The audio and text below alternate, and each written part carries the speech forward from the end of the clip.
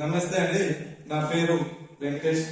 నేను 2024 సంవత్సరం జరిగిన డిఎస్సిలో ములుగు జిల్లా 19వ ర్యాంకు సాధించి హెచ్జిటిగా ఇప్పుడు ఎంపీయూపీఎస్ నేతాజీ నగర్ స్కూల్లో పనిచేస్తున్నాను. అయితే రీసెంట్ గా మనకు టెట్ నోటిఫికేషన్ వెలువడడం జరిగింది.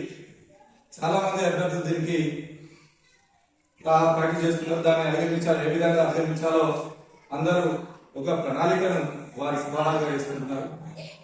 దాన్ని ఎవరైతే కన్సిస్టెన్సీగా చదవగలుగుతారో వాళ్ళకి టెట్ను అధిగమించడం అనేది చిన్న విషయం అండి. కానీ అధిగమించడంతో సరిపోదు. మినిమం 100 దాటి సంపాదిస్తేనే మనకు డిఎస్సిలో మంచి అవకాశం ఉంటుంది. డిఎస్సి మన శరీరం అయితే అందులో ఉండే వంటిది టెట్. దాన్ని అధిగమించాలంటే మినిమం 100 దాటి సాధించడం అనేది అత్యవసరం.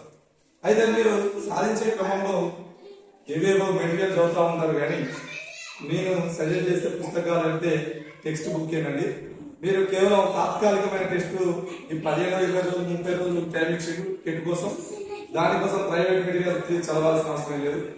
మీరు సాధ్యమైనంత వరకు స్కూల్ బుక్స్ ని ప్రాక్టీస్ చేసుకుంటూ వెళ్తేనే మీకు మంచి స్కూల్ సాధించడానికి అవసరం ఉంటుంది. ఎగ్జాంపుల్ గా నేనే చెప్పినట్టయితే ముందు నేను కూడా ప్రైవేట్ మెటీరియల్ ప్రిపేర్ అయినప్పుడు కేవలం 77 మార్కులతో పాస్ అయ్యాను. తర్వాత మళ్ళీ ప్రైవేట్ మెటీరియల్ ప్రిపేర్ అయ్యాను, 84 దాకా వచ్చాను.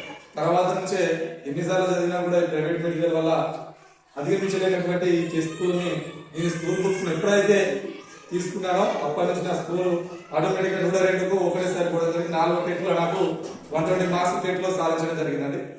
అయితే ఇప్పుడు టీచర్లను కూడా దీన్ని అధిగమించాల్సిన అవసరం ఎంతైనా ఉంటుంది. ఎందుకంటే సుప్రీంకోర్టు వాళ్ళకు కూడా టెట్ తప్పనిసరి అని చెప్పేసి చెప్పడం జరిగింది. అయితే ఈ రోజు నేను ఒక చిన్న టాపిక్ ద్వారా మీకు నా ఇంట్రడక్షన్ తెలియజేస్తున్నాను. చాలా మందిగా తెలుసు, మీకు పర్సెంటేజ్ శాతాల గురించి తెలుసు. అవి